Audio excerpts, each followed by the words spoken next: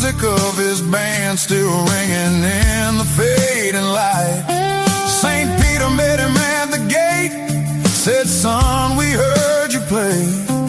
Leo Fender built this gold guitar and he saved it for this day. The choir's been singing a cappella ever since the world was new. They need someone who knows the sad notes. They say that man is you.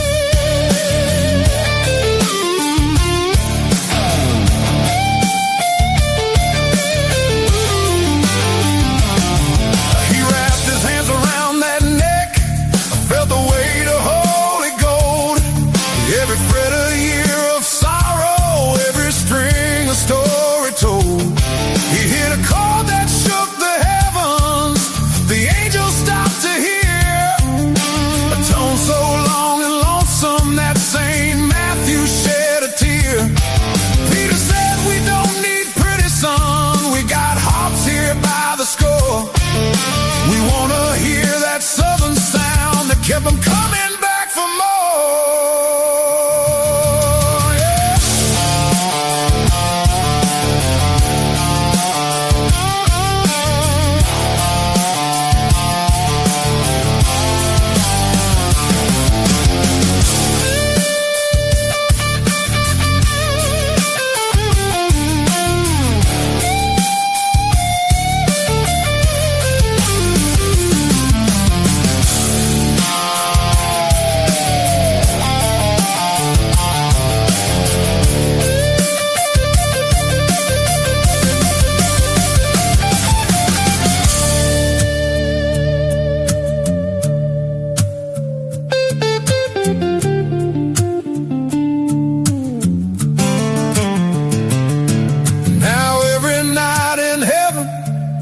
Sound they never had, a solid gold Fender wailing, every note both beautiful and sad. The choir hits the chorus, the Almighty taps his feet, and Johnny B is boosting live up on that golden street. He played the broken-hearted blues from Beale Street to Monsignor.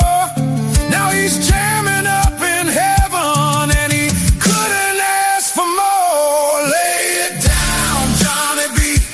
Make that sound, Johnny B. Hit that chord.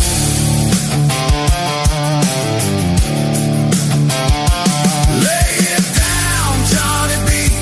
Make that sound, Johnny B. For the Lord.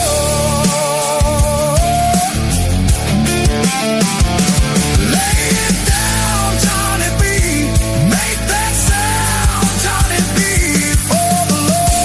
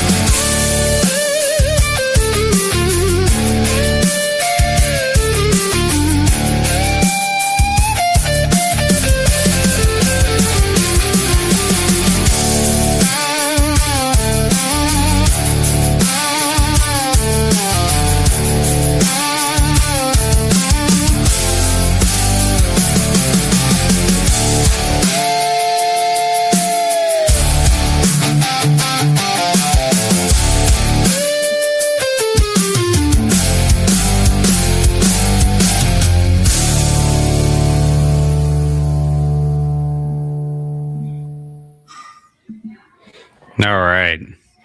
Well, Vox, do you want to start us out and say a few words for our good friend John Bradley? Great guy. Yeah, he was the founder of Booster Patrol with me, and really good guy. Loved the guitar, loved the community. He was a good man. He was a good Christian, and it's it was just a real surprise, real shock, and I didn't know what to do about it, other than to like let people know.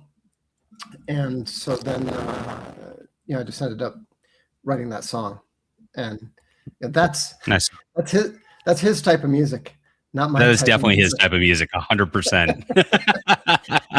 I mean, the funny thing is, I'm glad we believe in the soul and people living on, because he must be laughing his butt off about me writing that song in that style. I've never done that before, and it's kind of funny because it's probably one of the best songs I've ever written. It's pretty good.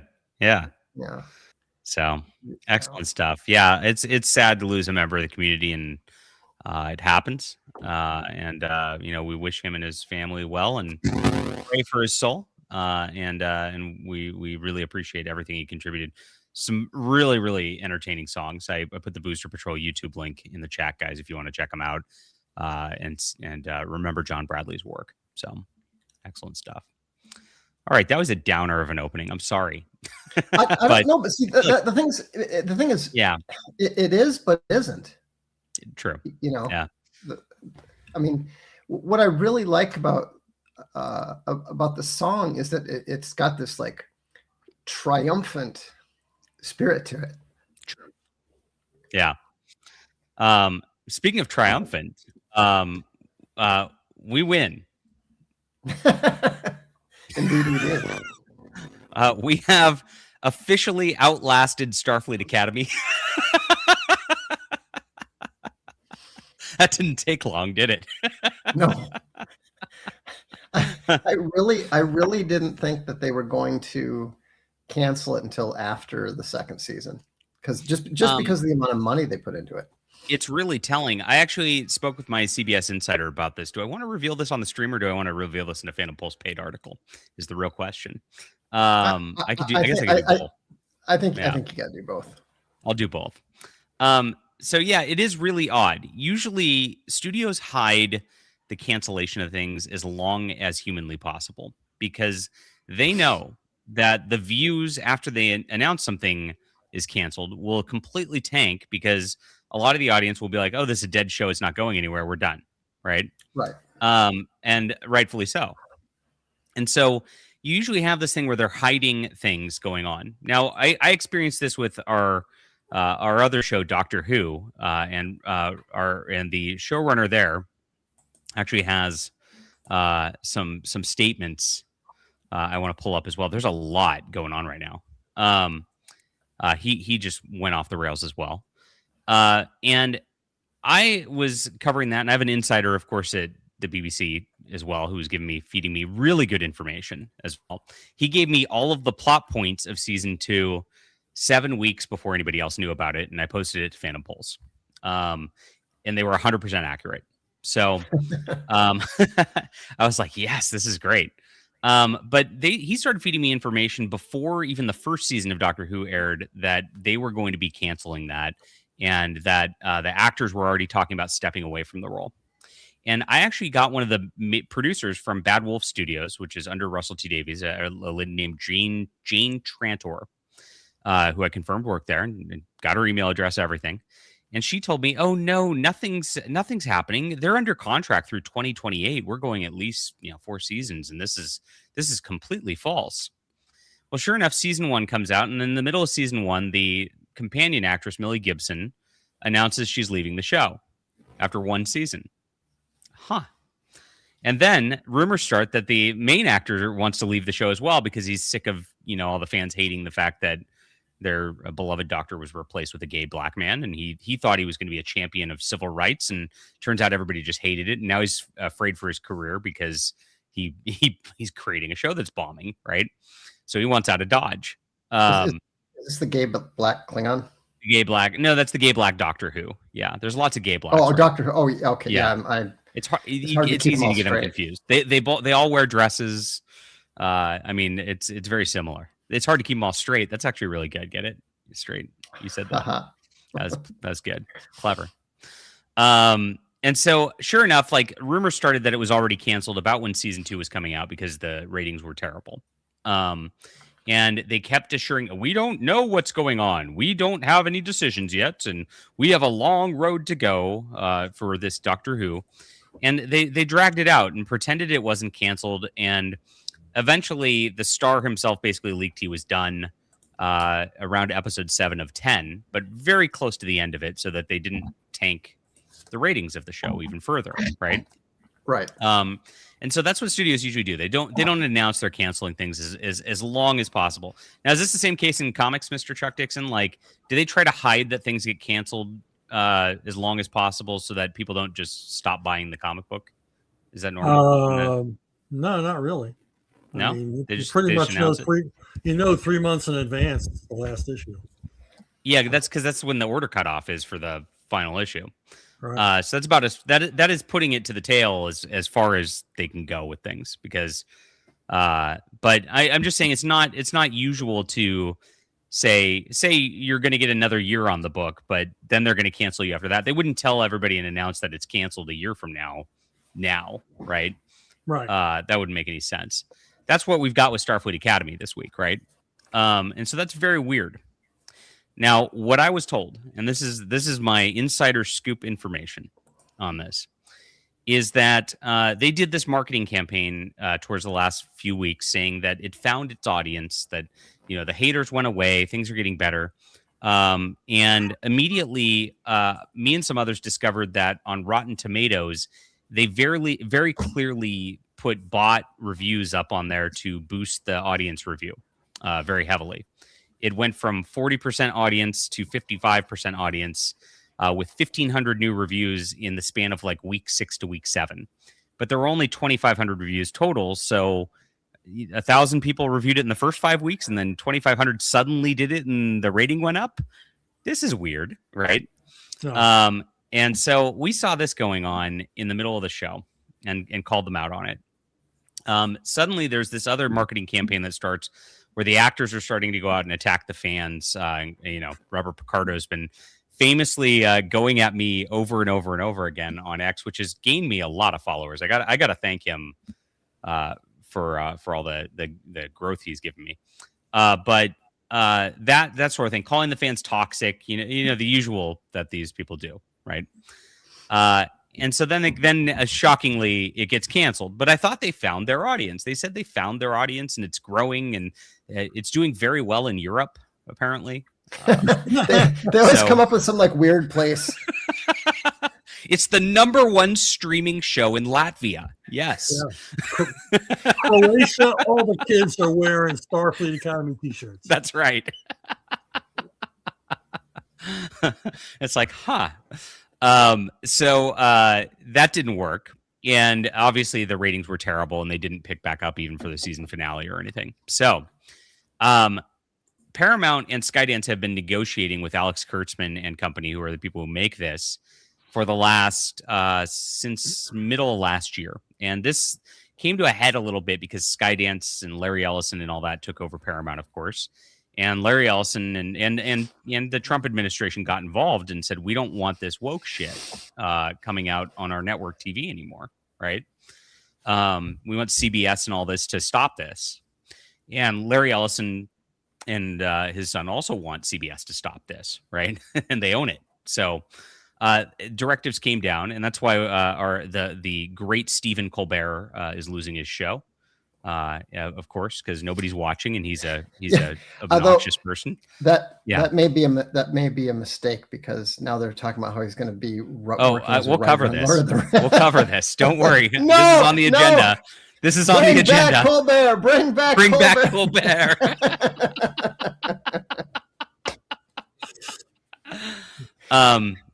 So those negotiations went down, and I talked to my CBS insider last year. They told me that Kurtzman and company were given till the end of the year to film Starfleet Academy and Strange New Worlds, and then get out, and they're tearing down the sets, which is the end of filming. But of course, these shows have a lot of post-production, so then he actually has till July to finish up all the special effects and editing and all that shit.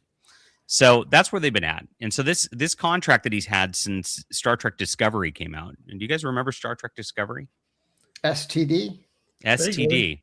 Vaguely. It's interesting that these two shows are STD and SA, isn't it? Indeed. I didn't make the acronyms. SSRI will be the next one. I know.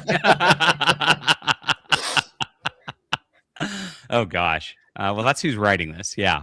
But that's where I knew the landscape was. And there's been negotiations between Paramount and Kurtzman, they had a sweet deal with him because they loved the Star Trek 2009 reboots, which was also terrible in a different way. But you remember those? Are you talking about the movies?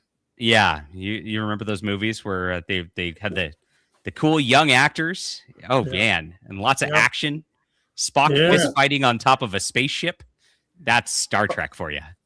Yeah, well, and then wasn't it all? Wasn't it the Kurtzman's mentor or whatever? The J.J. Abrams. Yeah. Yeah. And so everything is always like, lens flare and really, and all the new ones are still lens flare. Yeah, it's annoying. And you can never tell what's going on. That's correct. Yeah, lots of weird lighting shit going on all the time. Right. Yeah. I remember they did a remake of Total Recall. Yeah, and the thing is, it had Kate Beckinsale and some other actress who was really very attractive. And I'm thinking, how do you screw that up? I mean, we're talking about Total Recall, which is basically a comic movie, and Arnold, Arnold was good in it, but he wasn't like impossible to replace, right? And it's like, how do you screw that up? I mean, that should be a layup. My favorite part of that movie, the remake, is that his daily commute was to the other side of the earth through the core of the earth. And they made it seem like it was like maybe a 30-minute commute. Elon Musk built the really fast train and it's lava proof or something. It didn't look that fast, and just the time, that's a long way. I don't think these guys really do the numbers, is my guess. I mean, you took a perfectly dumb 80s action movie and you made it way dumber. We did this last week when there were 15 trillion particles, and it's a minefield around multiple star systems. And then I looked up what 15 trillion particles would be, and it's about 4 football fields of length. So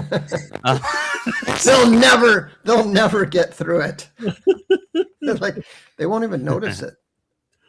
They won't even notice. Yeah, they just think we're stupid.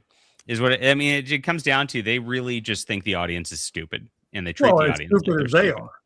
See, exactly. I don't think they do think that. I mean, they might think the audience is stupid. They might assume the audience is stupid, but they don't realize how dumb they are. Yeah, correct. Yes. I mean, oh my gosh. I remember the time that somebody at Blackgate, before I got completely canceled from science fiction, the last review that was ever done of any of my work was by Blackgate magazine. Because I knew John O'Neill and you got your like thing where you're getting fuzzy periodically. By the way, Vox. Anyhow, they said something about how they liked how I used Thomas Aquinas's argument about elves.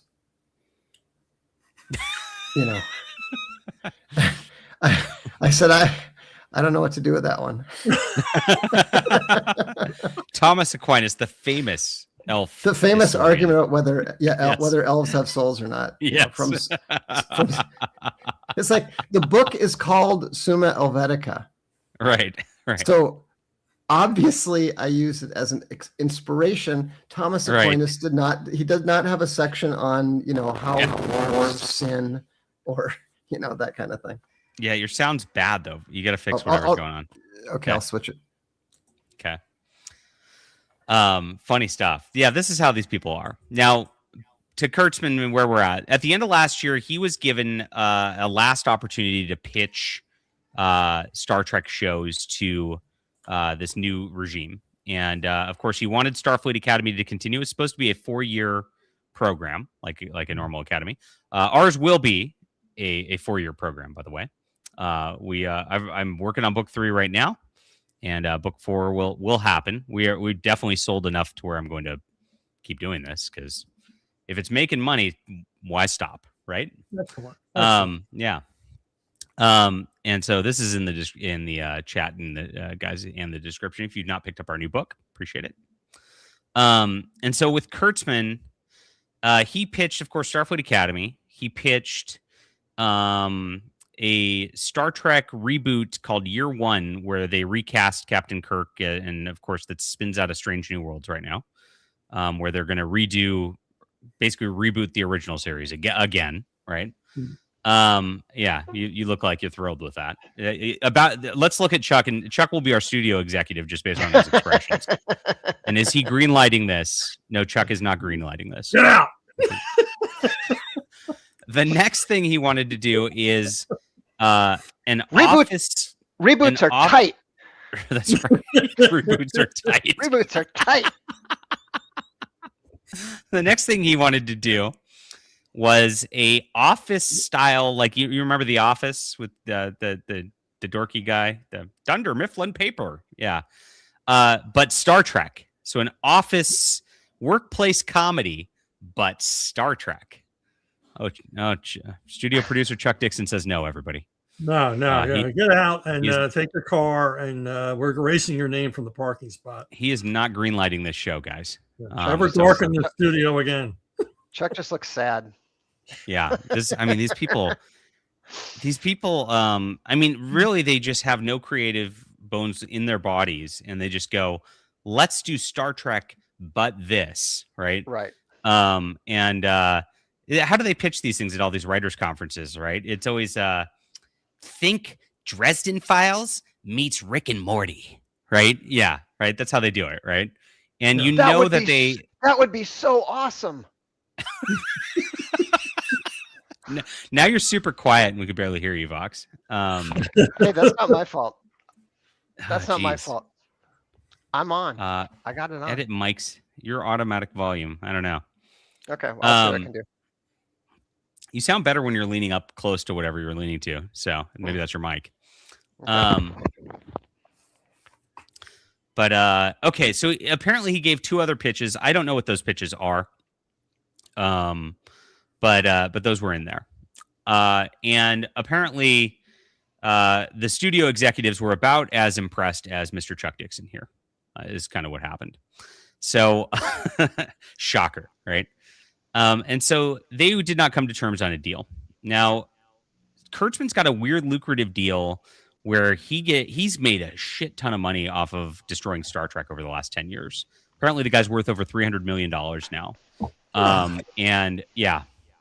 And apparently he gets royalties on any time these characters get used for anything. Like it's messy with the IP ownership now that like he owns his creations within Star Trek, and it causes problems as well. So the likely outcome of this, which is great for fans, is that they're going to completely ignore everything that he ever did and never ever reference it again, just for monetary considerations, which is great. Right. But so their last pitch apparently came in recently. And this last pitch was that they wanted to do the Office show because they keep pushing this Office show. They love it. I don't know why. And they're good. They want to continue Starfleet Academy and get a season 3 out of it. And Paramount said no.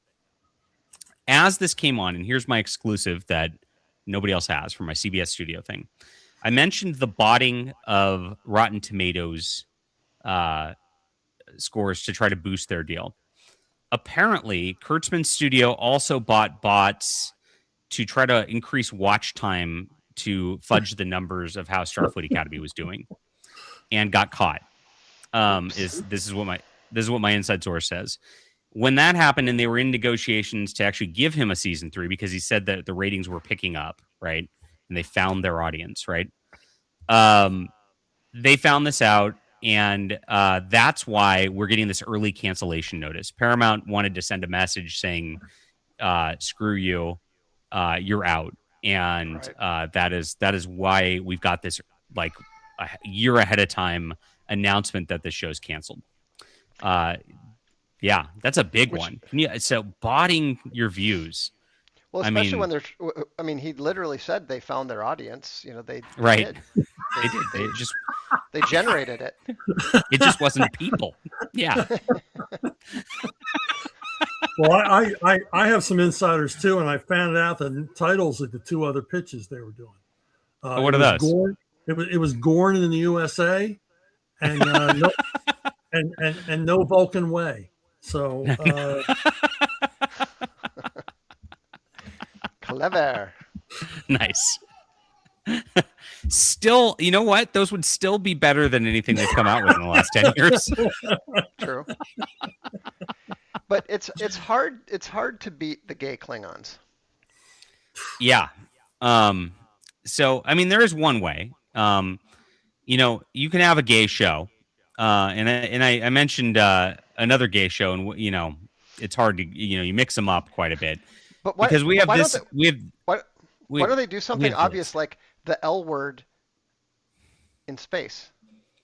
Well, that's what they tried to do here. So Russell T Davies, who was the showrunner of Gay Black Doctor Who, was also a showrunner of a show called what was it? What was his show? It was Queer as Folk. Was his other show. That was his yes. show? Yeah, that was his show. That's why yes. Wow. Makes sense now, doesn't it? Yeah, it all makes a lot of sense. So Russell T Davies now actually has gone out and says Doctor Who is a gay show. And warns against it is now, yeah. And warns against toxic fans on that X website, which is a hate site. Okay. Gosh, this sounds familiar. So yeah, he gave a masterclass series, of course. He says, I think of Doctor Who as a gay show. We noticed. Well, he does come out of a closet every week. So yeah, that's true. Fair enough. Yeah. But I mean, yeah. It's obvious that he thinks of every show that way. Correct. Yeah. I suspect he would not find it possible to write a non-gay show. Right. Yeah. The question is, who is the self-insert? Is it the Doctor or is it the gay lover of the Doctor? Got to be the latter. It's always a self-insert, right? Right. So he went on to justify this, saying Doctor Who isn't technically, but the Doctor's an outsider who doesn't fit. And by the way, this is exactly what Robert Picardo started talking to me about Star Trek. He said Star Trek's always been a show about outsiders. They use the exact same language. It's not. It's retarded. No. They're literally officers in the totalitarian government that rules over the entire universe. Right. They're about the exact opposite of outsiders. Yes, I know. Yeah. He doesn't fit in with the world and lives his own life. He's very othered from sex and relationships. So then how is he gay? That's a great question. Like, so wow, this looks like a Sigma game post immediately.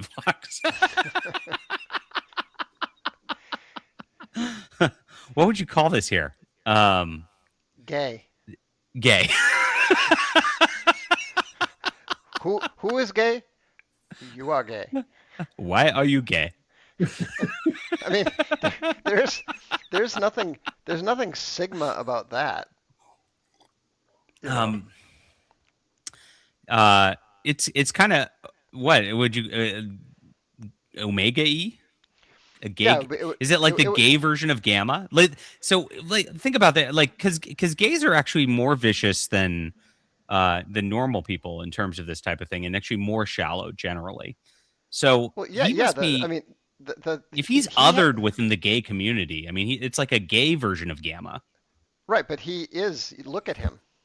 Okay. Yes. There's a really good episode of Sex and the City back in the day, and the sort of nebbishy friend of the bald guy with the glass. His name was probably Stanley or something like that. He looked like a Stanley even if he wasn't. And he goes to a gay bar where they have to like just wear their underwear or something. And he's tremendously upset about this because he knows he's not up to the physical standard.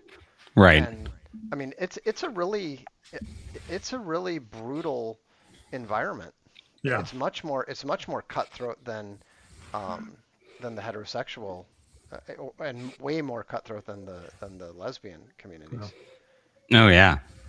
So, but that's what he probably feels othered in that community because he clearly doesn't lift weights and all that sort of thing.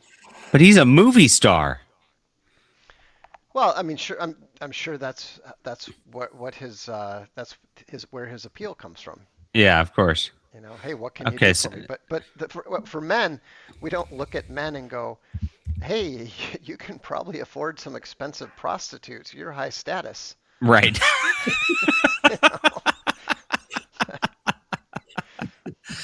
Oh boy. But it is funny though when you bring it up, just because we always end up with people that are like, because of the independent lone wolf aspect of the Sigma thing, people will say, oh well, I didn't go to parties in high school, I'm a Sigma.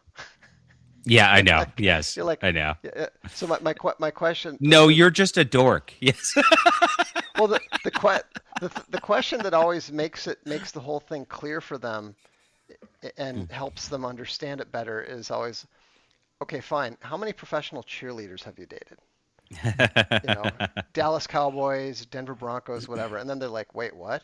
And then you're like, just trust me. You don't know what you're talking about. So apparently there's negativity within the Doctor Who fan base. And shockingly, it's just always the same negativity in the Doctor Who fan base, the Star Trek fan base, the Star Wars fan base, the Marvel fan base, the DC fan base, the He-Man fan base. The He-Man fan, every fan. I'm noticing something in common here. But Russell T Davies knows what the real problem is. It's not the fact that they turned everything gay. Not that. It's this. He noted that we often fall into the trap of talking about fans and assuming that means the online voice. He says, I think those are different things. I know they're different things. I absolutely know that.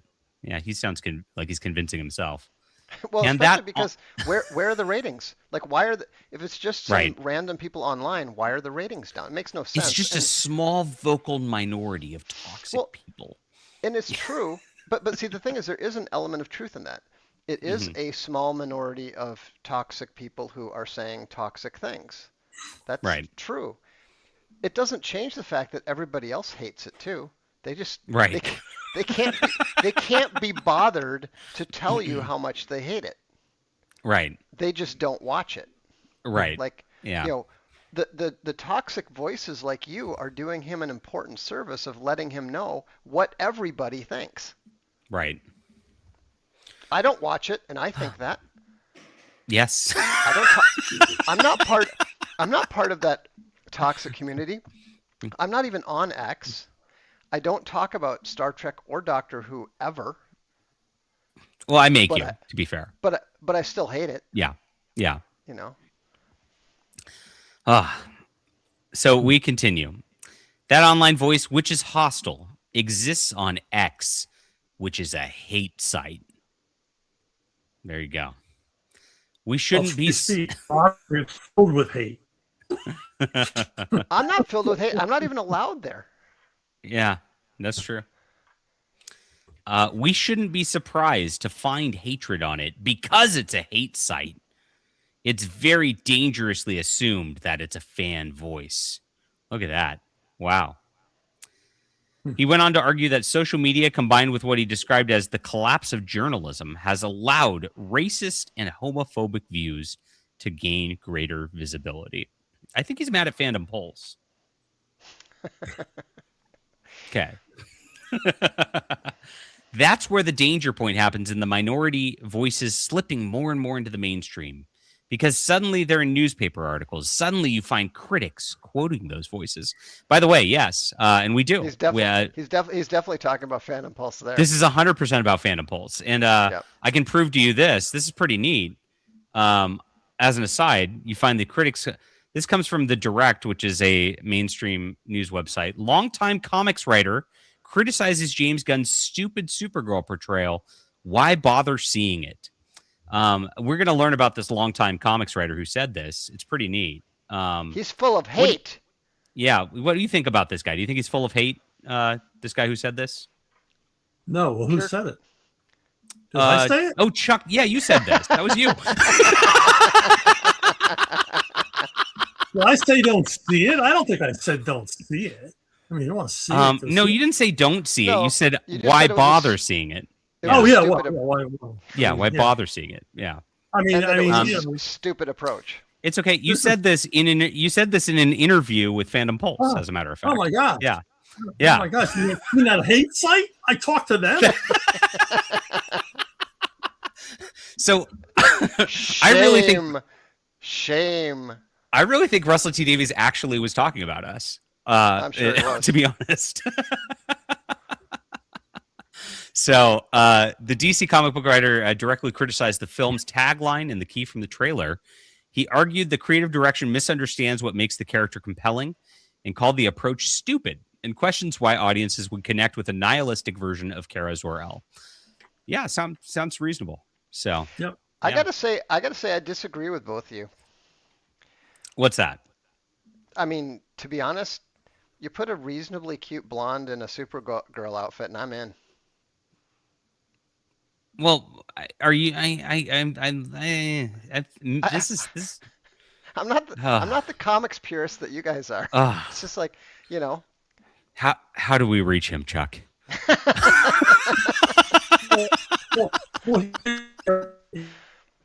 Rock doesn't care.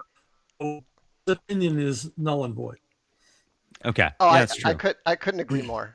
But I'm just saying that at least they got. I mean, she's not no gorgeous or anything, but she's at least pretty weak. Cute, but she's at least kind of cute and blonde, and she'd look decent in the in the Supergirl girl thing. I mean, she's decent at a register at Target. Not Supergirl. Yeah, but I'm just saying that all blondes look better in Supergirl outfits. That is my strong opinion. I mean, Melissa Benoist or whatever from the TV show, she wasn't particularly attractive. She was not. Yes, she was. Way more. No. The much better one was the one from the Smallville one, I think. Yeah, for sure. Yeah. That was number one. Yeah. She was a proper Supergirl. Yeah, I don't know. I mean, I'm looking at the trailer, and she's in a bar knocking back drinks and everything else. She looks like somebody you'd want to shove into a shower when you got home. So you say that like it's a bad thing, Chuck. Well, I know. This is not Supergirl. We shouldn't be thinking like that with freaking Supergirl. I mean, is this going to be kid friendly? It sure doesn't look like it. It doesn't look kid friendly. Okay. No. Fair enough. I'll give you that. So, I mean, Supergirl, strictly box.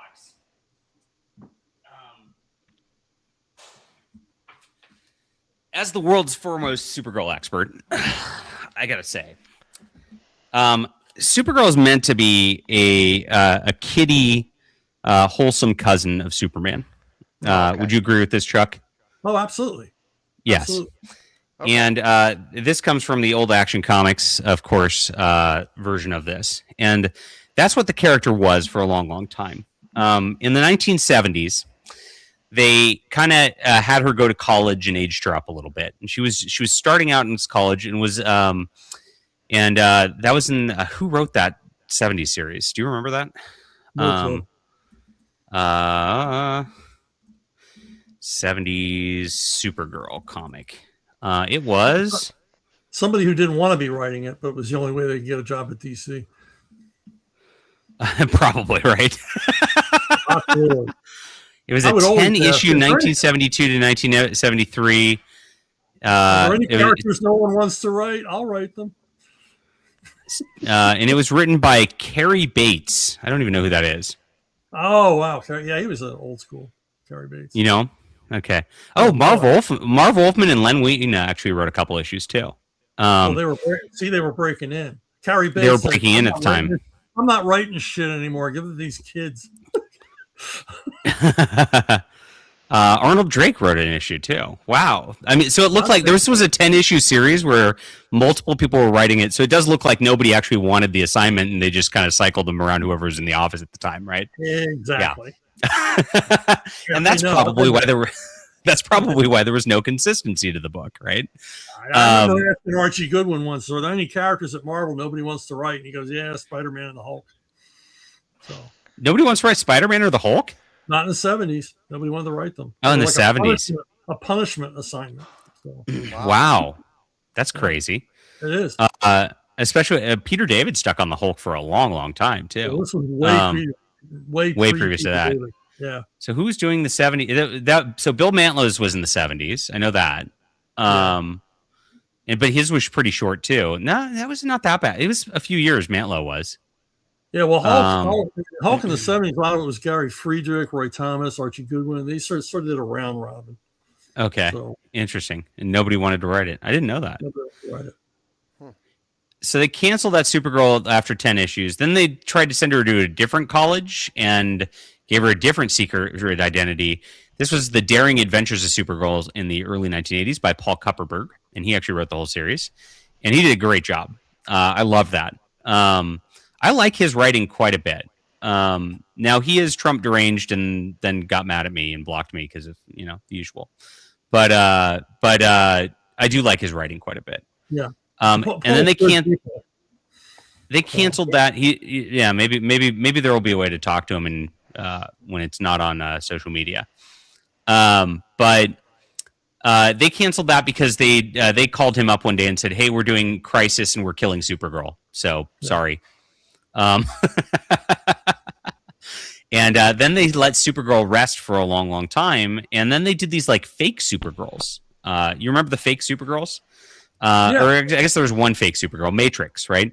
And John Byrne created this new alien that was a clone who just copied the idea of Supergirl and followed Superman around and brought her back to Earth. And then Peter David picked that up and kind of decided to just write his own wacky story that had absolutely nothing to do with Superman and Supergirl for like 70 issues, which was fantastic. But it really wasn't Supergirl. And they then killed off that character.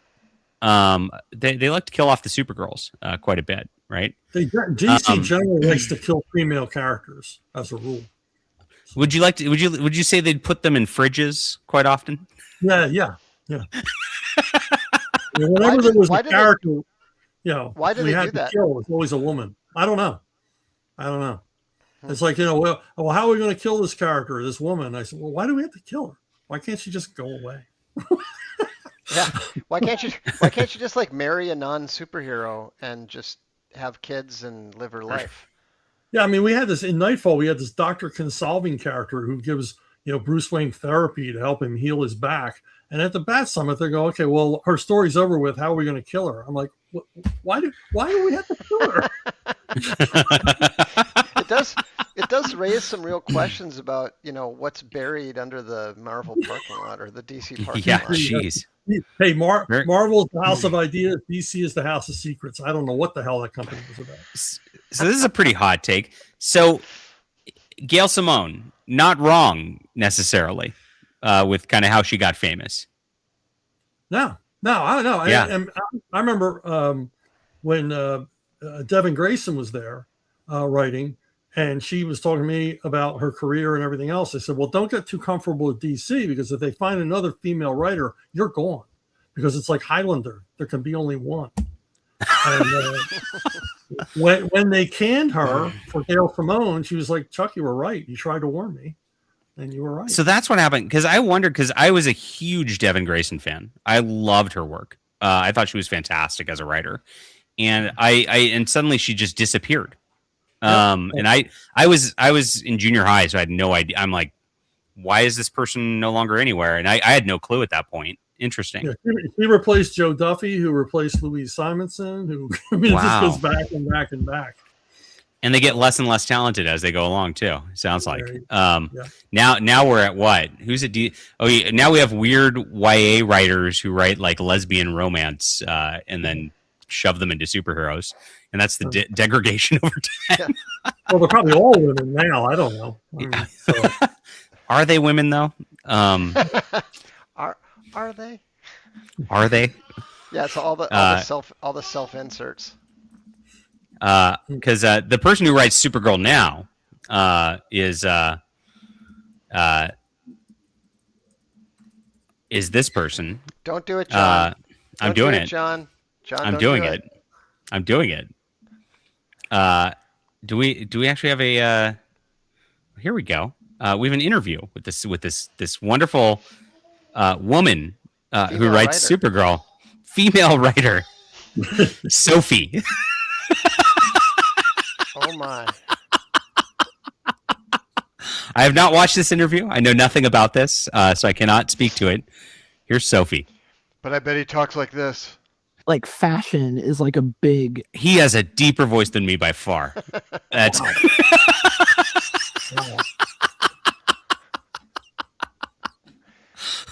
I'm Supergirl on the inside.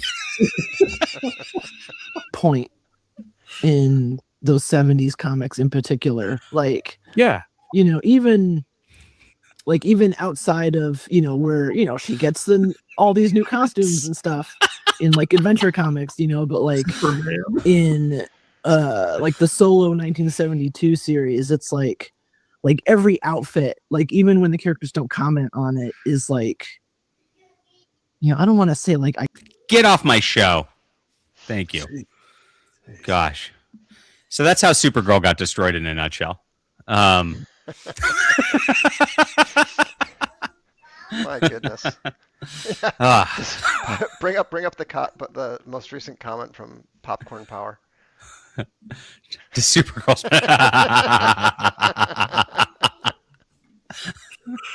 Look, she has to change into her costume somehow. Come on. Come on. My goodness. Oh, welcome to the stream, everybody. That was our intro. We're here live with Chuck Dixon, licensed driver. The legend. Yeah. Vox Day, former Wax Tracks recording artist. And myself, the toxic fandom rage bait grifter of all time, according to Robert, the hate monger. Yes. So Larry Correa endorsed. Yeah, Larry Correa endorsed. Yes. Wow. So we have Space Fleet Academy Year 2 out today. I'm surprised, like, we got reviews up on this super fast. And I'm very pleased. Thank you guys for reading. And I got one email actually right before we came on the air saying that this really expanded upon Year 1 very, very well. And so thank you if you sent that email. I appreciate you. This is where we're going. And not only this, but we dropped a surprise book also because our whole goal is to... Are you going to be writing a Biostellar book, Chuck Dixon? I don't think so. You don't think so? It's not really in my wheelhouse. Okay. Chuck's got his own. Chuck's got his own series coming. He's got a lot of series coming. Yeah. If it's just one, I'd be surprised. We also have the Cruel Equations out, which expands the universe. So we started this. This whole point was because Robert Picardo, the holographic doctor on Voyager, was bitching at me on Twitter and saying, if you think you can do this better, why don't you make one of your own? And I said, okay. And then we came on to the stream and then we laughed about it. And then we decided to actually just make real hard science fiction that actually is good. And then not actually do a parody or anything Starfleet-y or anything like that. And just do real military science fiction. Yeah. And in the tradition of Larry Niven, Jerry Pournelle, the greats that came before us. And we're taking up their torch and carrying it forward is really what we're doing. And so we have our Academy. We have to do the Academy because it's the hot thing right now. And it went crazy. #1 bestseller in every category. Top 500 of all books on Amazon. It almost did as well as Owen Benjamin's book, but not quite. Owen beat us. Nope. And yeah. But it did so well that obviously we got book 2 going quickly. And then Vox said, "Hey, I want to, do something dark and really that just pushes the science fiction here to 11." And I said, 11? That's one louder. And so do you want to talk about the Cruel Equations real quick? Yeah, the Cruel Equations, obviously it's a tribute to that old the Cold Equations book, which is very hard science, based on physics. And it's based on the science papers that were the offshoot of Probability Zero. Probability Zero was my technical analysis of the mathematics of evolution. And I ended up discovering some really disturbing stuff that might explain the decline in human fertility, the decline in sperm counts, and all that sort of thing. And, because I was focused on natural selection and proving that natural selection could not produce species. Darwin was flat out, absolutely 100% wrong. Totally impossible mathematically. This is not a creationist thing. This is not an intelligent design thing. It's just flat out totally impossible. But it turns out that natural selection actually does something incredibly important. And what that does is it cleanses the human genome. And that's important because every time there's a mutation, about 0.1% of them are beneficial.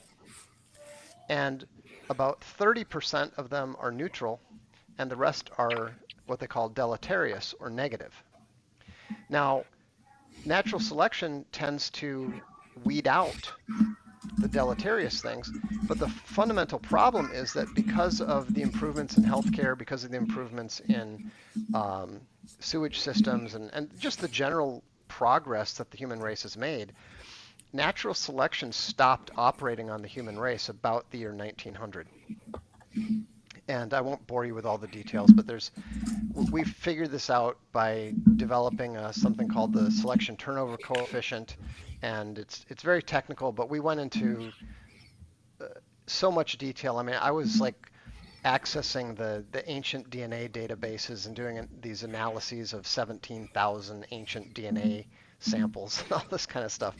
But you can read about that in a book called The Frozen Gene, which was the follow-up to Probability Zero. Anyhow, the upshot is that I took the issue, which is a real issue that humanity is actually facing right now, and I put it into a science fiction perspective, and so basically we use that because if you take that problem and you put it on a Federation-wide, galactic universe, galactic civilization, obviously there's all these agencies and this human genome mandate and all this system that is basically designed to prevent the human genome from degrading to the point that the species can no longer reproduce. And so there's all kinds of inherent conflict and rebellions and this sort of thing, because it's a really terrible thing in that on the frontier worlds, they can't allow the kind of medicine that allows all children to grow up, and so you can see where this, as a colony grows, they want to build better hospitals and improve their medical systems, and they can't be allowed to by the central government. And so because of that, it's a bit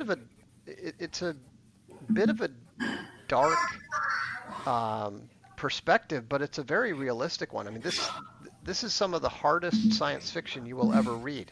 I was actually looking for a comparison, and I'm not totally certain that I could find very many examples of quote-unquote hard science fiction that are actually based on the actual scientific element like this. And so I think it gives the Academy novels kind of a gravitas and a weight to them that helps make the whole thing more more interesting and makes the entertainment. It provides sort of a third dimension to the entertainment that puts everything in perspective. And I think people will like this book. I mean, it's a very different book than the Academy, but it's the same universe, and there are going to be various points of contact. I've already started on the next one, which is called the Cruel Obligations, and I think it's going to be interesting to see what people think of it. But obviously the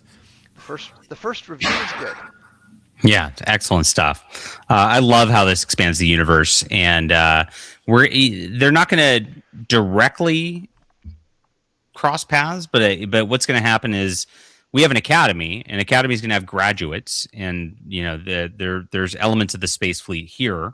So obviously those graduates will trickle into the space fleet as time goes on, and we're gonna build this out like a real universe. And it's going to make every step of the way will make sense. That is our goal. Tell them how big the world building document was that I sent you. Yeah, when we first started doing this, I was like, okay, cool, Space Fleet Academy. Where I was going to do probably a riff on Starfleet Academy and kind of parody it. Likely, that was my original thought. But then Vox shows up and he sends me this 70,000 word world building document. And he says, I've done all the hard science. This is like a dark universe. And I'm like, okay, this is going in a way different direction than I had anticipated. But let's go.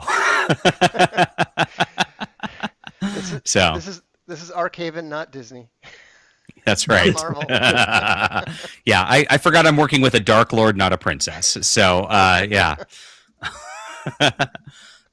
Before we get into your stuff, Chuck, I want to get your comments. I presume you know a little bit about Batman. Yeah, a little bit. A little bit. No, I've reliably heard that he knows nothing about Batman.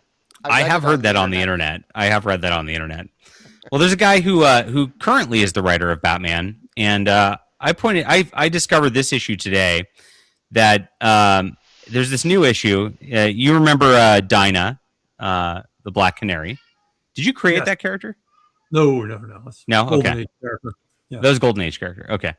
And so you really breathed her a second life with Birds of Prey, though. I would say. Yeah. So she's here now. So the question is, who wants to go the first few rounds? No, Damian. Damian can't fight Dinah. No, Bruce Wayne's going to fight Dinah. Okay. Batman. There we go. I think Ted would approve. Boxing only, Bruce. Fight to knockout. Agreed. No hits. Agreed. How are you going to fight to knockout without hitting each other? Cass will judge. So Cassandra Cain judges this boxing match. And here's our very ugly montage of a fight. Okay. We were Ted Starr's pupils, and she declares Dinah's a winner. So Dinah beats Bruce Wayne in this like fake boxing match. So now Black Canary is a better fighter than Batman. And you'll note the color scheme here that they do this in. Do you notice anything about the color scheme that they're using? Not really. It's all pastel. It's all pastels. This is okay. Well, really, yeah. This is the kind of gayish color scheme they put into things to feminize everything these days. So that's very interesting. So Tom Taylor wrote this, and Black Canary doesn't have any special powers. She's just like trained, right? Correct. Right. I mean, she has this like canary voice. Yeah, thing. Yeah. But, I mean, the thing is, it's that these people writing this stuff have never been in a ring. No. Ever. I spent 6 years doing martial arts, very heavy contact, and there's a girl who had trained with us. We could have turned her into a comic character. She had like really long hair, and her nickname was Penthouse, and so because she was penthouse pretty. But she'd only trained with guys for 2 years. She'd never fought another girl. And so she goes into her first tournament. And she was slaughtering the other girls. And she was crying because she was so upset because she was giving them black eyes and bloody noses. And she's like, they're all so slow. Am I this slow? Because she genuinely didn't realize how much slower and weaker women are because she'd never fought one. Yeah. Wow. Yeah. So naturally, comic fandom is like you had Dinah beating Batman in a boxing match. This is cringe, and it is. And so this is written by Tom Taylor, who you might remember from such hits as Gay Superman, and also Lesbian Lovers as Nightwing's sort of supporting cast. That's how Tom Taylor cut his teeth in recent DC comics. He says, I love Batman. I'm literally the writer of Detective Comics. So he wrote this. He says, he's one of the top heroes in the world. Dinah Lance is a better fighter than him. So is Cass Kane. Batman doesn't need you to defend him. He's Batman. Well, apparently he needs defense from Dinah. I was going to say, he literally does. Right. You know, what if Dinah starts bullying him? What the hell are they thinking, Chuck? I settled this question. I did a whole cross arc about this, wrote the whole thing. Who's the greatest martial artist in the DCU? And Batman comes in number 3, and Dinah's not even on the list. I mean, who's number 1? Number 1 I had is Connor Hawke, Oliver Queen's son, and then Shiva. Lady Shiva makes sense. Yeah, was second, and then Batman. But Connor Hawke and Shiva have this like knockdown, almost to the death fight at the climax of this thing. Right, and Shiva's obviously better than Cass Kane because she nearly killed Cass Kane. Batman trained Cass Kane, so that doesn't make any sense. Right. So like, this is just feminism running rampant again, right? Yeah, it's just nonsense. It's complete nonsense. Yeah.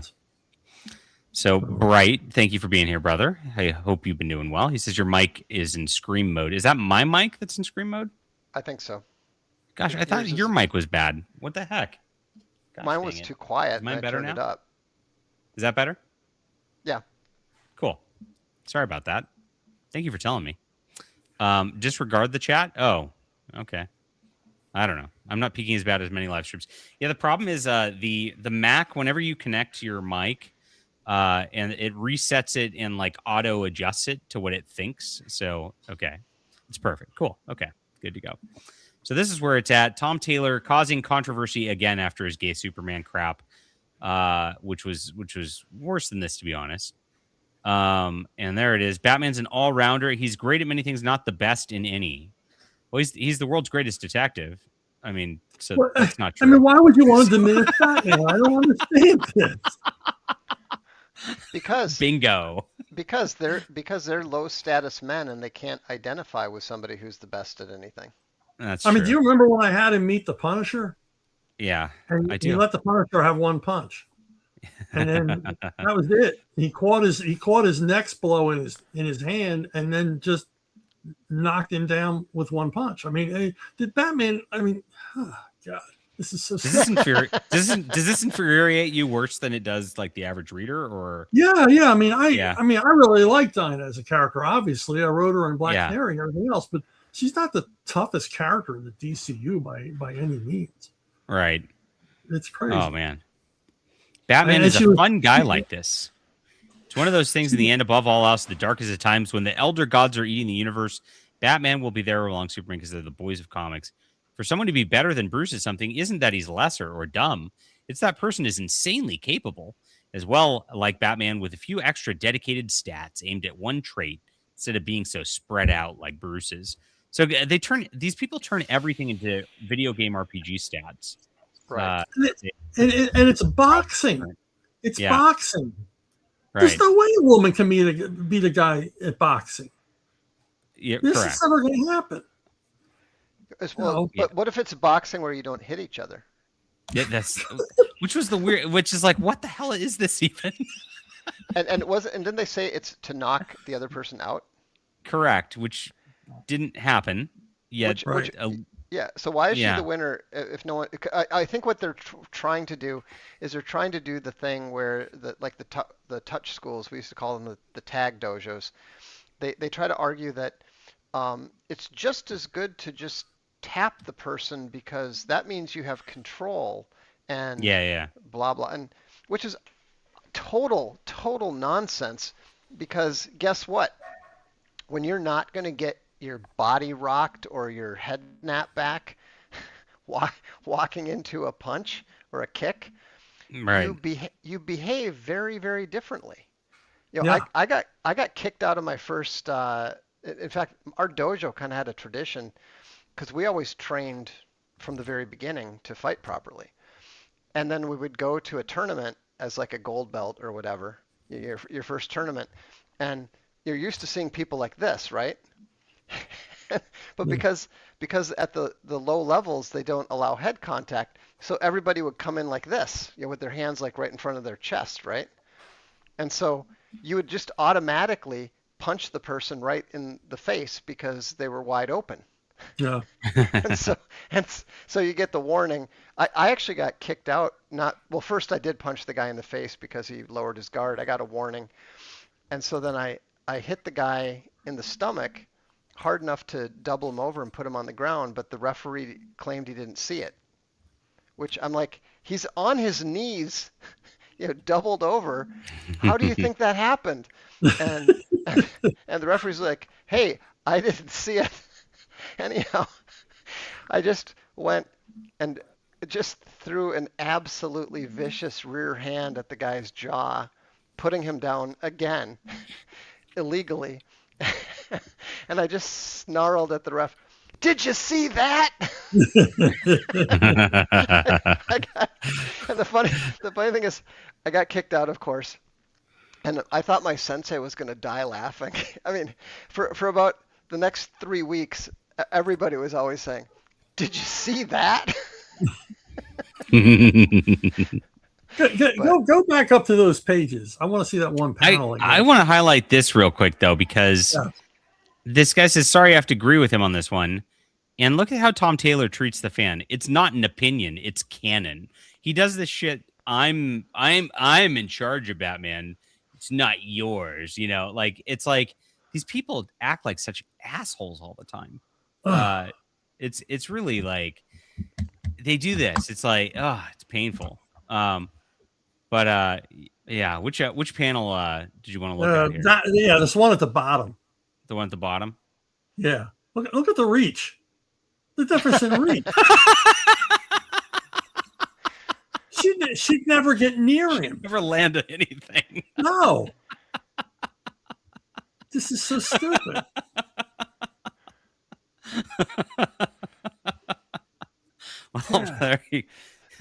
It's canon, Chuck. Speaking of reach, here's another funny martial arts story. So I'm fighting this guy who's 6'4" and he's about 240 pounds. He's I thought he was old at the time because he was in his like mid 30s, and I'm in my early 20s. And he's slow. He's built like an oak, but he's slow. And so I'm just kicking him left, right. I'm kicking him whenever I want, wherever I want, But and he can't do anything about it. And so I get cocky, and I decide I'm so fast.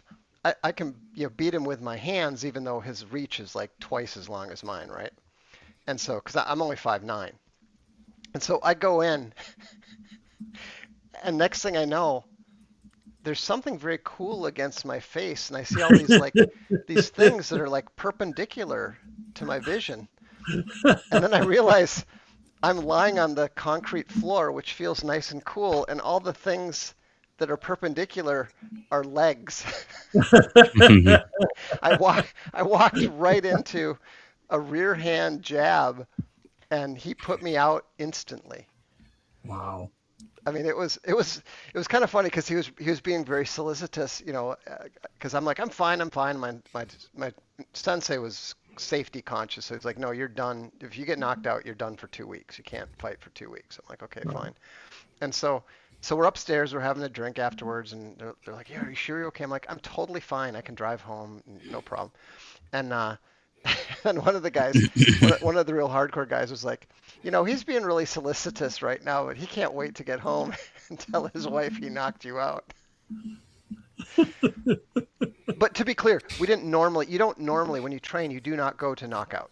Right. That was the only time that I actually got knocked out during, sparring during regular Well, you training. walked into it. He probably wasn't expecting that.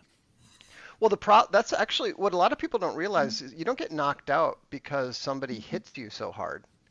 You get knocked out because you're moving into it. Right. Because the speed, the forces you move, it's a combination of both. And so you usually need both, because if you're hitting somebody, a lot of times they're moving back, and that decreases the amount of force you hit them with. I think Starfleet Academy just summed up this Batman comic in one image. So, why is he vomiting glitter? Because they wanted to have a glitter vomit scene, as one does. Is it just that gay? Yeah. Yes. Yep. It's just that gay. I mean, look at the guy next to him too. Oh, look! Look at the glitter. It's so exciting. I thought of how they could top gay Klingons, gay Borg. That would be cool. Gay space communism. Yeah. So where it's mandatory.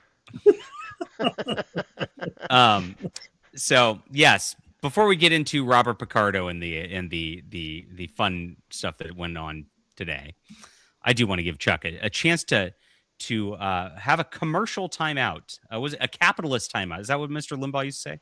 It's time for a capitalist timeout. Yes. So you're almost to 20K here. This is great. We should get him over the line. Yeah, it's next to the last day. Tomorrow is the last day. So for 7 Deadly Sinners. And once again, it's retro 70s grindhouse outlaw bikers. It's like a 1970s movie. They have to drive a big old semi full of weed through Northern California County against an army of cops. So you should have had me do a track for it. Yeah. You still can. That's the beauty of it. It's the beauty of AI. True. That's true. So, yes. So, and you know how to write action probably better than anybody. That's real feeling. That's gritty feeling. They literally made a movie of it. That's how good you write it. And so this is what Chuck brings to the table, guys. So if you have not checked this out, please do so and support our friends here. I back this, and I read everything Chuck writes because I love it. So appreciate you being here with us. Good stuff. Well, thank you. Yeah. Let me play the trailer, because we do have a lot of people here who may not have been here last time. So that way we can get you some folk checking this out who might not have seen it before. Here we go. When the law leans hard on a brother of the road, 7 of the baddest of the bad join forces to bring $1 million in California gold to market.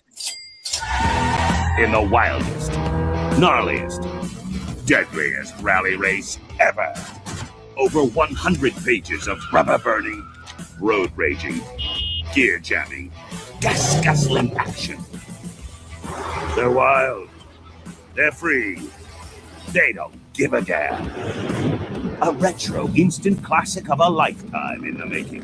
Coming at you from comic book outlaw Chuck Dixon and legendary cartoonist Bob C. Harden. And the hard-riding gang at Riverside.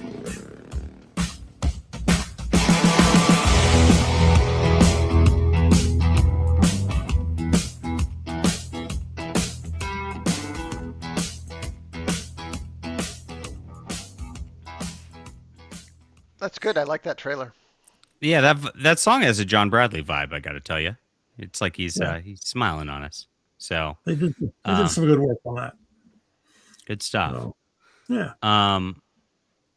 Yeah, I actually don't want to get into the Robert Picardo thing next. I've got one more thing that might be a little more important and a little more relevant. Stephen Colbert, my friends. Oh, no. This one hurts. This one hurts, doesn't it? So, number one, Peter Jackson, what the hell is wrong with him, and why would he do this? there must be some background connection that we are not aware of. No, I'm guessing the people who are financing it. Yeah, but does Peter Jackson need money at this point? Like, he can't just say "screw you." Like, and I mean, it's like, why would you go and do a promo like this and pass the torch to, But why would you let your wife and her friend write dialogue either? Yeah, that's true. Yeah. Okay, let's listen to these guys. Maybe they'll convince me. About the next Tolkien movie after Hunt for Gollum, and the fact that we've partnered up with you to develop the script. So, yeah, I'm pretty happy about it. Should I tell people what the story is? As much as you want. Yep. Oh boy, here we go, guys. Brace yourselves for the story. Okay. I will, as much as I can. You know what the books mean to me and what your films mean to me. But the thing I found myself reading over and over again were the 6 chapters early on in the Fellowship that y'all never developed into the first movie back in the day. What he means is the Tom Bombadil? sort of leaving the Shire and Tom Bombadil. Correct. Yes. It's basically the chapter is Three's Company through Fog on the Barrow Downs. And I thought, oh, wait, maybe that could be its own story that could fit into the larger story. That definitely does not deserve its own movie immediately. I was going to say, if you were going to do a section of the books that were not filmed, the Scouring of the Shire would be the part that would kind of spring to mind for me. Be the most interesting as like a visual sort of crazy epic thing. Yeah. Could we make something that was completely faithful to the books while also being completely faithful to the movies that you guys had already made? And I started talking it over with my son, Peter, who's also a screenwriter. And we worked out what we thought would work, especially as a framing device for that story. And wait for it. Remember, he's already said they're going to be faithful, and then watch as they get completely unfaithful. I was going to say, immediate. gay black hobbits. Immediately with the framing device. Let's go. And it took me a few years to scrape my courage into a pile to give you a call. But about 2 years ago, I did. You liked it enough to talk to me about it. And ever since then, the two of us have been working with the brilliant Philippa Boyens on. So Philippa Boyens. So this is the same situation we have of every other effing franchise out there. This is Philippa Boyens is the Kathleen Kennedy of Lord of the Rings as a franchise now. She's gone in there. She's taken over, replaced everybody with her people. Every fucking show and movie now, I get mad about this, guys, is Lord of the Rings. I'm angry. Okay. Is a feminist nonsense, garbage, everything. And it's a self-insert girl boss every single time. And that's what Philippa Boyens does. She is ruining Lord of the Rings just at breakneck speed. Yes. So here we go. So what's your framing of this, Stephen Colbert? Guess. How to develop the story. And we recently took it to Richard Brenner at New Line and Pam Abdi and Mike DeLuca at Warner Brothers. And I could not be happier to say that they loved it. And so that's what we're going to be working on. Fantastic. So how does he have this much clout to get all of this up the chain like this? Like, nobody watches his show. He's insufferable. But he had a lot of money. I mean, if you looked at the size of his contract and stuff, it's all about he has no talent. This guy has no talent. He's never been funny, which was his only job. And he just seems like a nitwit. How did he get into this position? And why, like you said, why would Peter Jackson put up with it? Why isn't Peter Jackson, shouldn't he be the last word on this? Why? I mean, why is he here? I mean, why is Peter Jackson here? If Philippa Boyens is in charge, why is he lending his gravitas to this? Well, I think we need to look. I think we need to look for pictures of these people with Epstein. Yeah, right. It's kind of weird, right? Yeah. I mean, is this like a big FU to MAGA people? It's like, you thought this guy was going away, but no, he's got an even better It sure job. seems like it, because that seems to be what's going on, because that's what Star Trek. Honestly, Starfleet Academy. Starfleet Academy hired Stephen Colbert as the dean of students, and he's in the background telling jokes. Everybody, there's somebody who ate their comm badge. Be careful out there. In the background on the loudspeaker, he's in every episode of Starfleet Academy. They are putting him into all of this stuff and propping him up. It's very, very weird. And that's the only answer that makes sense to me, Chuck, is what you just said. And look at this video. He's in costume. He's in his talk show host costume, because otherwise we wouldn't know who the hell he was if we looked at him. Right. It could be worse. He could have actually. It would have been funnier if he dressed up like a hobbit. Peter Jackson kind of looks like a weird hippie hobbit there. Something's weird. Punish John Douglas. Thanks for the $4.99, brother. He says Stephen Colbert needed a team of 25 writers to be supremely not funny. I'm going to get into this because there's some writing involved here of people who have gone into franchises before that are associated with the Stephen Colbert show. But what's Stephen pitching here? Now, are you sure you've got the time, though? Because, that I did not think I would have the time. As much as I love it, I knew I couldn't do that and do the show at the same time. But I'm canceled. Maybe you're right, Vox. He does need to get his show back. This is very important. We have to save Lord of the Rings by getting his show back. Stephen Colbert.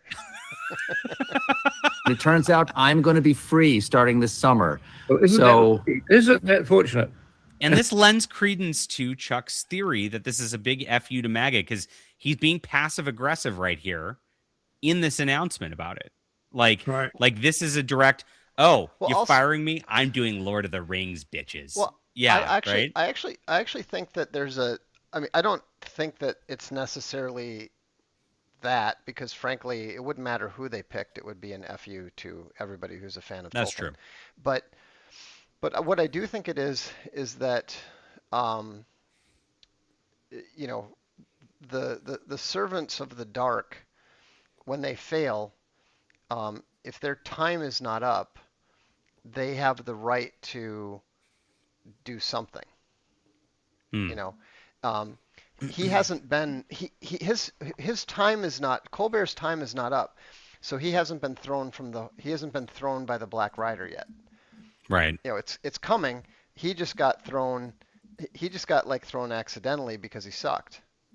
Right. They don't have the resources that they used to have, and so they but the point is they got to give him something, and they don't necessarily have. What do they have to give him? A podcast? Well, that's the thing. I mean, if he went into the podcast sphere, he would fail, and they can't have that. Right. So they need to. That means we were all right. All of us were right about him. Yeah, he's going to be. He's going to be. This is interesting. Popcorn Power. You have good comments. I could totally see him being the next Al Franken and getting into the Senate or something stupid. It's either that or PBS. Yeah. So. All right, continue with this. And sorry. Isn't that a you catastrophe right there?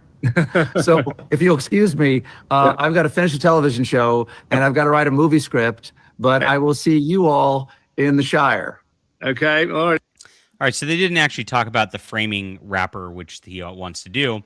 It's going to be from the perspective of Samwise Gamgee's daughter, 14 years in the future, who's retracing the steps of what went on. Yes.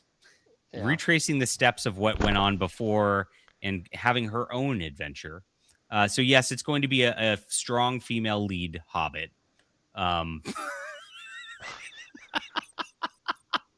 Because that's what we all were asking for. It's unbelievable. It's unbelievably bad. Did Sauron have a daughter too? No, but we do have exclusive footage of the first filming of Stephen Colbert's Enemy that we have here, and I've got it for you right now. This hasn't been seen on any other stream, I don't think.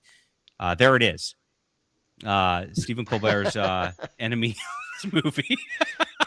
Well, the funny thing is, I would be willing to bet that my little parody take on why the Eagles were not used to take the ring to Mordor would do better than this movie.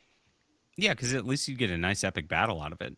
So Yeah, I mean, but also mine was actually in line with Tolkien. it felt right. It had You the know, correct sort of fantasy cadence to it and everything. Correct. Right. yeah, but even the story made sense within the context of Middle Earth. Right. I bet you anything that this one will not. Yeah, I agree with you. Egad, thank you for the $5 super chat. Vox, your analogy fits well with Saruman and the Scourging of the Shire. And even when the hobbits returned, Saruman still tried to stab Frodo. True. Who's going to play Trump? But I do want to remind people that Stephen Colbert writers have been tapped for franchises like this before. Let's go way back to 2020, my friends, and introduce the new Warriors. If you remember this gem, where one of Stephen Colbert's top writers, Daniel Kibblesmith, got tapped to write the New Warriors, and so he created some new characters. Guys, we got screen time, screen time, and our favorites, the non-binary Snowflake and Space. The best part is he was doing this with a straight face.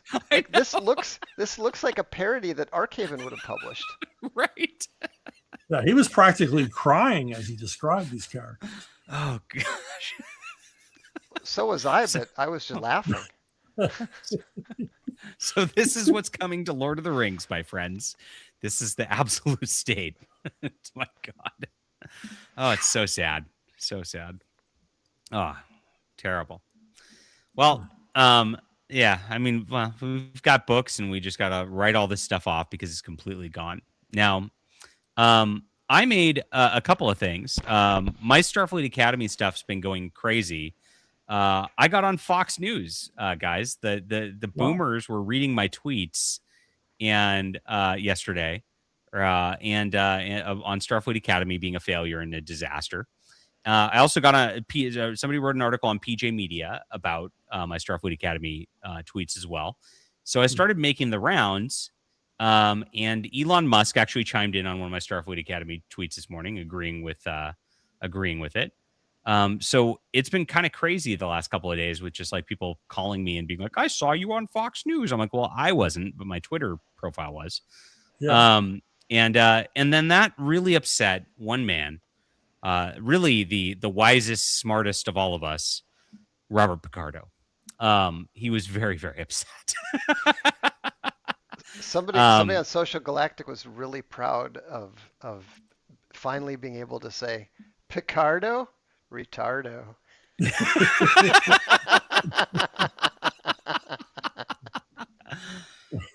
Okay, so we'll find out. Okay, anti-Trump.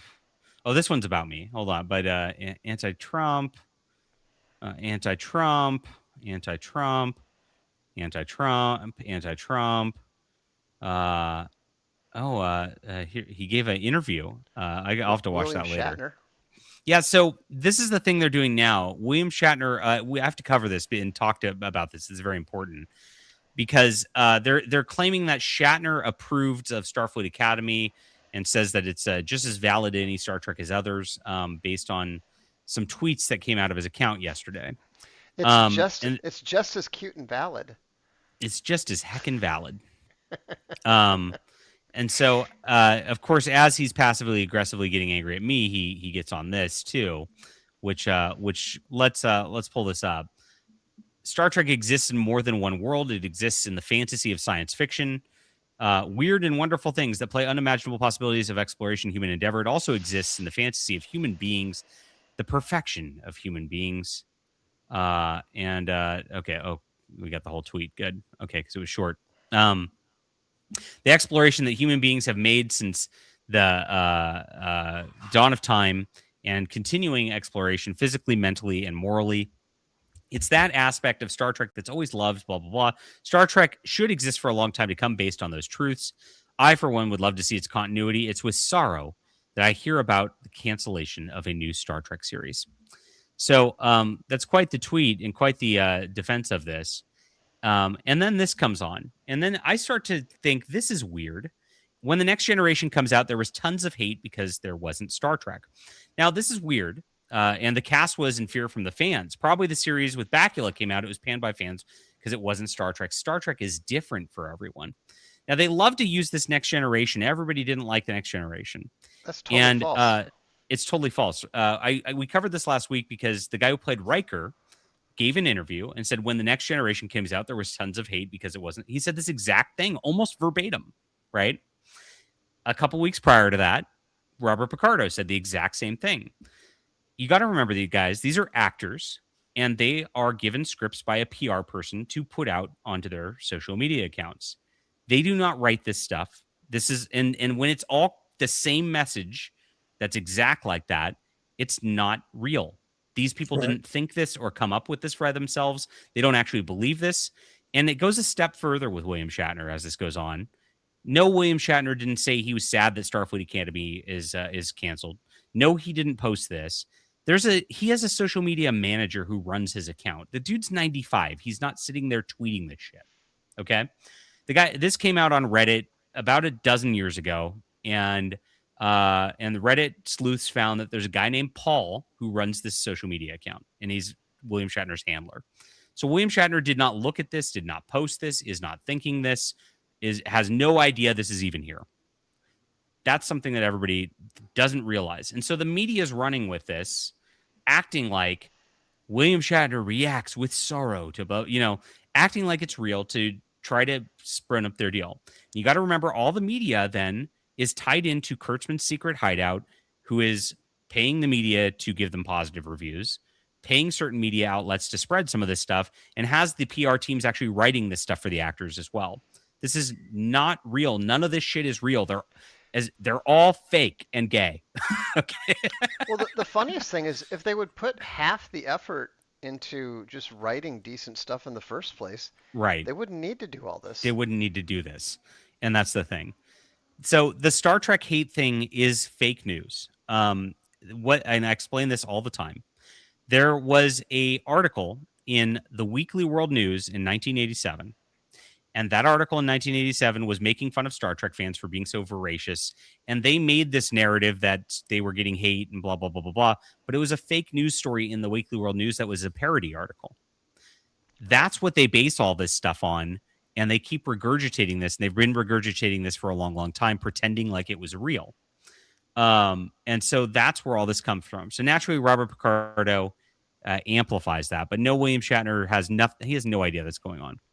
So this is where it started. I think she should have John Trent do a Fandom Pulse deep dive on it and show what the actual responses to the Next Generation was.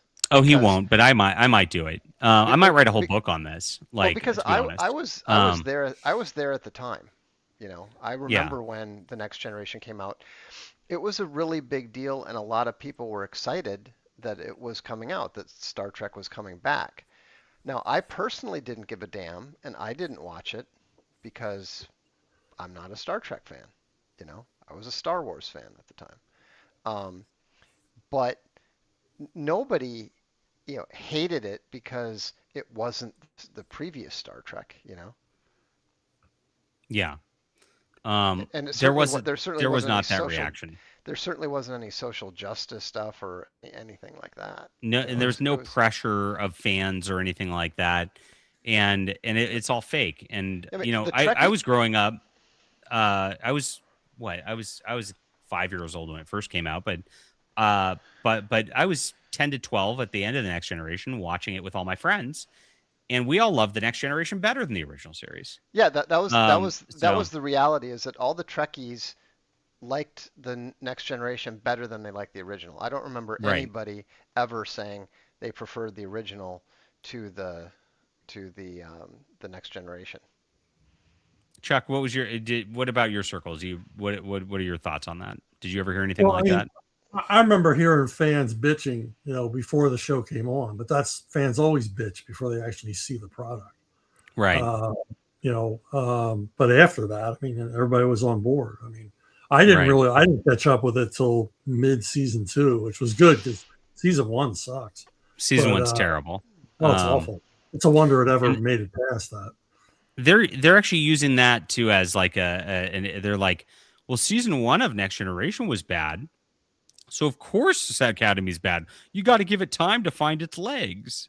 No, it wasn't bad. It's not like the same intentionally thing. awful. It was just, they were finding their way. But the thing is, it disproves the theory that the show was hated because it was the love for the show that got it to go on to the subsequent seasons. It had enough ratings to still keep going. Right.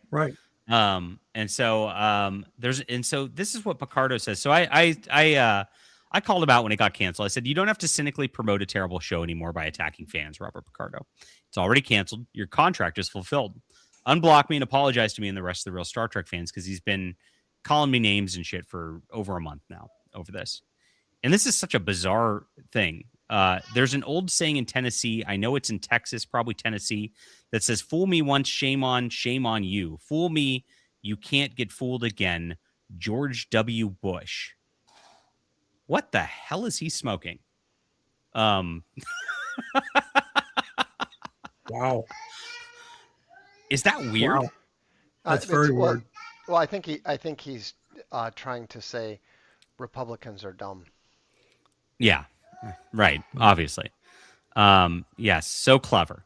So then after this, this is, this guy posts this deal, which was Star Trek was an attempt to say that all humanity will reach maturity and wisdom on that day it begins, and not just to tolerate, but take special delight in differences in ideas and differences in life forms, which actually this guy is actually trying to tell Robert Picardo that Robert Picardo needs to chill and see different ideas and actually take delight in it and not just be in an echo chamber, right? Robert Picardo took that and misunderstood it and continued. And this is where he goes, careful, can't remind the, quote, real Star Trek fans on this platform. That's interesting with the scare quotes of real Star Trek fans. From what Star Trek isn't meant to be. They get angry and abusive, especially when you block them for being angry and abusive. Then he tags me, for example, has no understanding of Gene Roddenberry's vision. Holy projection. Is that the vision when he talks about how delightful young girls' skirts are, especially when they bend over and you can see their underwear? That's a real quote from Gene Roddenberry, by the way, guys. It's creepy as shit. You should respond to that with the quote from Roddenberry. Yeah. I guess I can quote tweet it and then put the Gene Roddenberry thing. Is this the vision you're into, Robert Picardo? just that quote. Yeah, that quote. The problem with just the quote is that it would miss the expression on his face. I can take a picture of it and put the quote. And I'll do that after I get off the air. That is one of the creepiest things I've ever seen. When you found that, I was ready to renounce Star Trek and and just end it. Chuck, I was done. Chuck, do you know what we're talking about? No. There's a video clip. Let me see if I can. I think I can find it on Sigma Game. Of Gene Roddenberry talking about his daughters. It's so creepy. And he's talking and he's talking about on the surface you're like, okay, it's a father talking about how. Got it, Vox. I've got it. We can show. Just don't tell. Chuck, just watch. Show don't tell. Watch. Okay. All right. Don't believe me, just watch. Things I learn here. You guys ready for this? This is Gene Roddenberry in his own words. Very weird. Would you tell us a little bit about your family? I've been very fortunate in family. I've had 2 marriages, both happy. In my first marriage, I had 2 lovely daughters. By the way, he cheated on his first wife, and she divorced the hell out of him and raked him over the coals, and he was pissed at her because he ended up with nothing because he was a cheater. So both happy. Okay. Let's start there. It was a happy marriage. Daughters. And I had the joy in that marriage of girls. And girls are such delicious, sweet-smelling, wonderful things. I can still remember when they would be so clean and their hair done, their starched dresses, and how when they would bend over, the dresses would come up and you'd see the panties and they're just, little girls are just totally beautiful things. And I was happy. I was lucky with my girls in that they were never never had the problems that sometimes some people seem to have with girls. Not that my daughters didn't have their own problems of dating and so on, but it was never a problem for their parents. Wow. Whew. Wow. That's did I say that out loud? What the hell? Right? I mean, if it came out later that he had abused a girl, what would you would have like your surprise your level of surprise on the surprise scale would be like -2. Yeah. I'm not saying he did. I mean, maybe he's just a bit creepy, but I'm starting to wonder. I mean, is everybody a pedophile except me? Yeah. Chuck, you could have at least left us out of it. Come on, Chuck. Come on. I don't know. I don't know. I mean, you get to the point where it's like, wow, I'm alone. It's like Planet of the Apes. I'm alone. Yeah, ironic keyboard might have the crux of it here. Cocaine is a hell of a drug. Yeah. That might be something the case. was involved there. Jeez. Oh my God. Well, Wow, especially why because, would I mean, Chuck, I published the book of Marion Zimmer Bradley's daughter. Right. That was a nightmare. And a lot of people were shocked, but I was surprised by it. I wasn't shocked. I was surprised, but because we all thought it was only the father who was the issue, but yeah, you just that obsession with that sort of thing is tells you a lot about a person. Right. Yeah, and you wonder how much does this explain a lot of stuff? Does this explain a lot of what we're seeing, particularly in entertainment? I think so. Yeah, I always noticed it, like growing up, like in reading science fiction. I would love a lot of books, and I noticed that invariably, like in all these like 60s and 70s science fiction books, it's like, and then we stripped off our clothes and just got naked, and they'd always have a scene like that in every single one of these, whether it's Heinlein or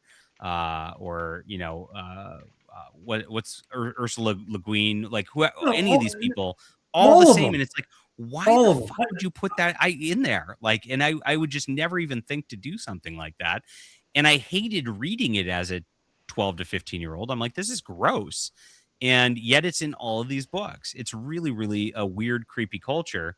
And if you've ever been to Worldcon and seen their parties after closing hours, they are weird, gross, creepy people, all of them. It is true. Yeah, I voraciously read science fiction growing up, but it was all older stuff from the 50s, and when I got up into the 70s, I'm like, I don't want to read this stuff anymore. Did you notice that there ended up a little part of every book that did that sort of thing? It's really weird.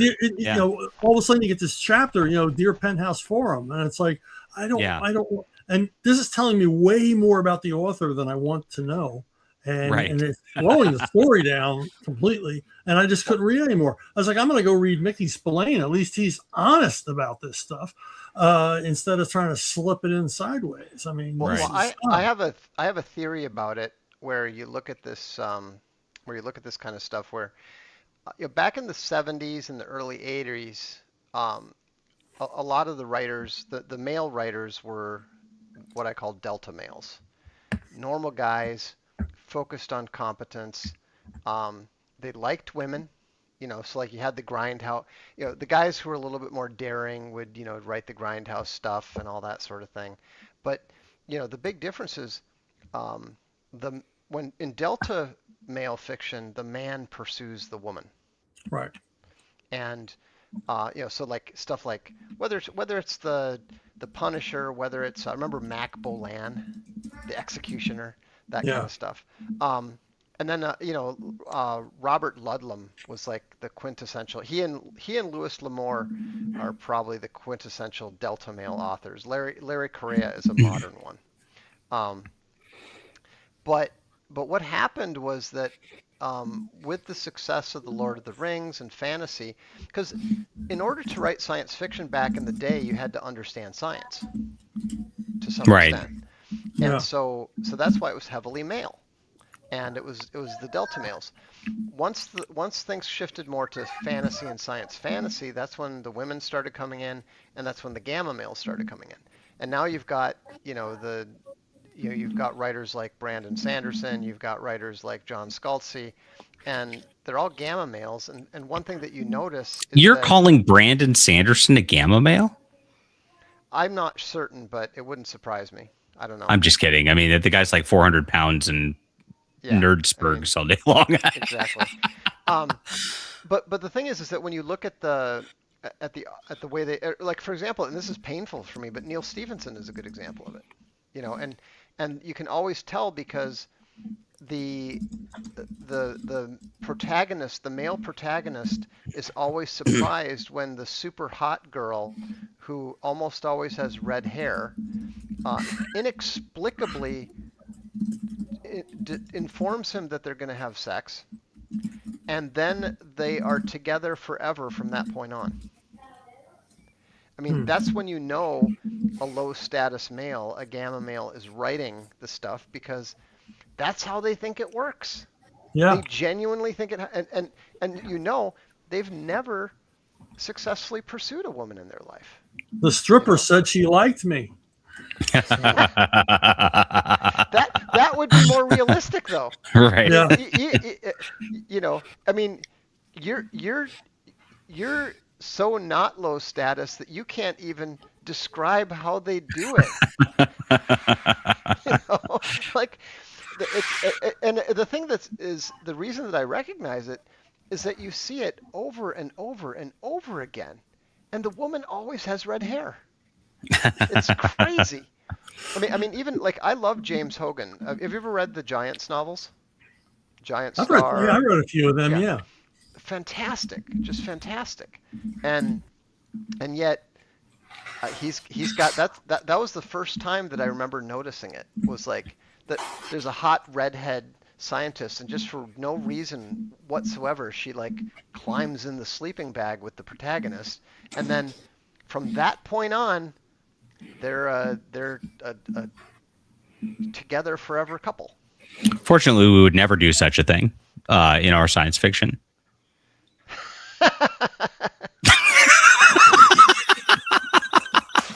That was intentional.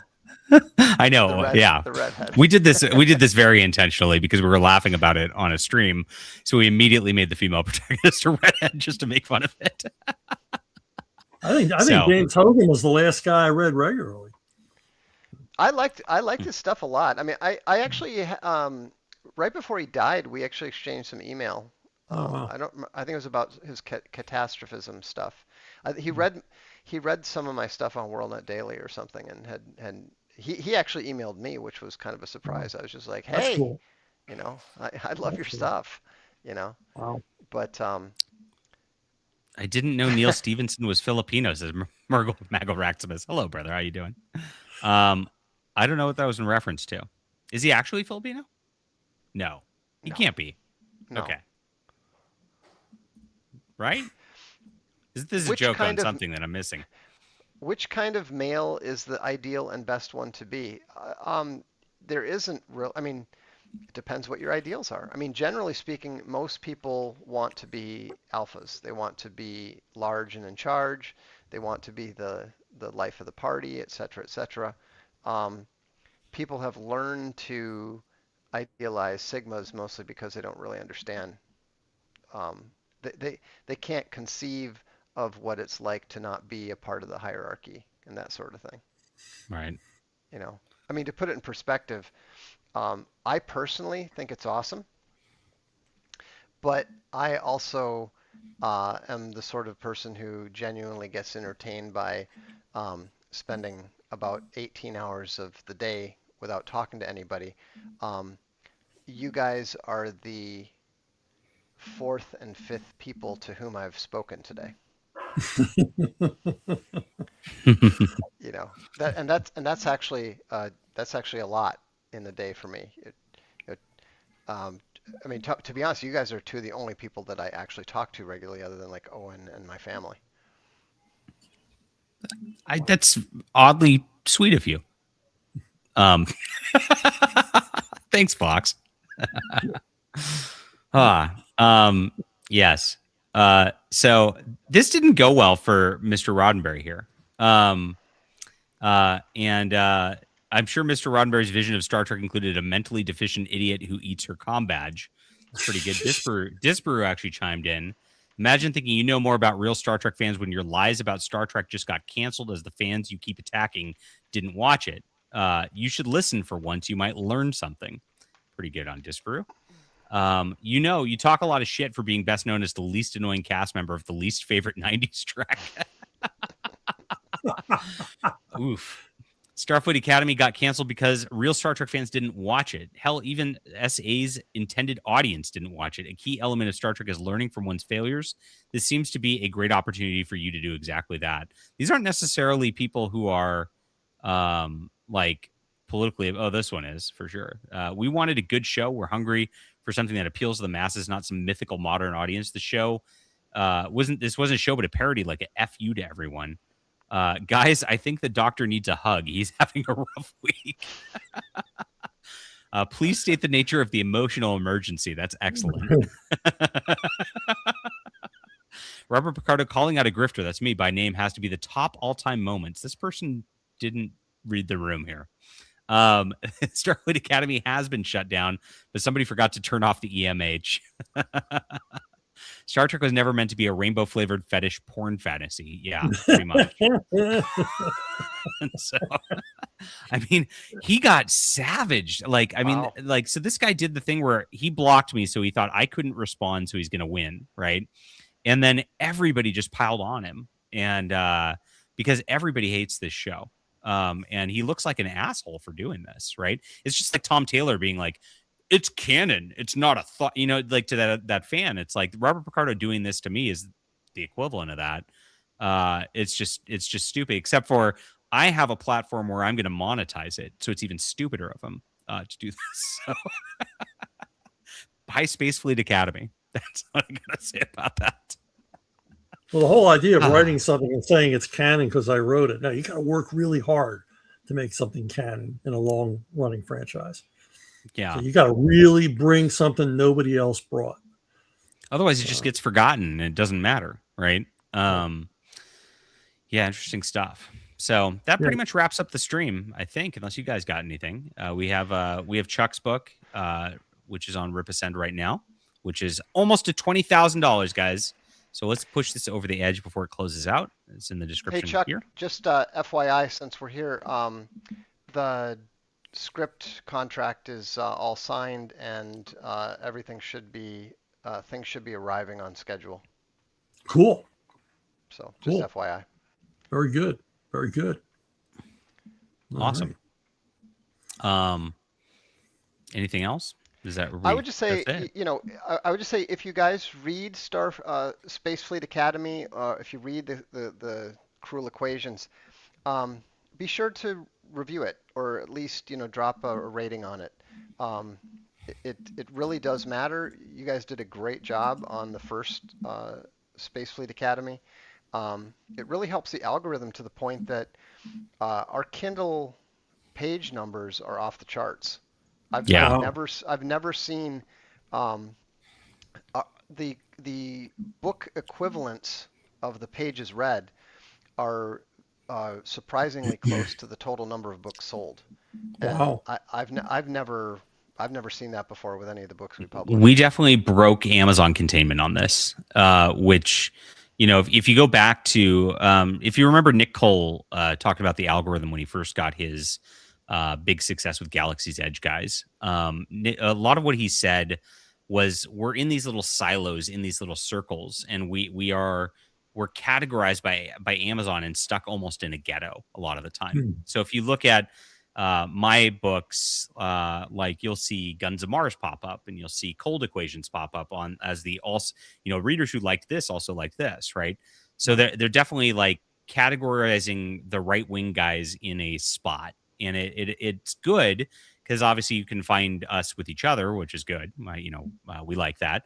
But at the same time, it doesn't show it to people outside that political space, so we only get the bubble to see us pretty much.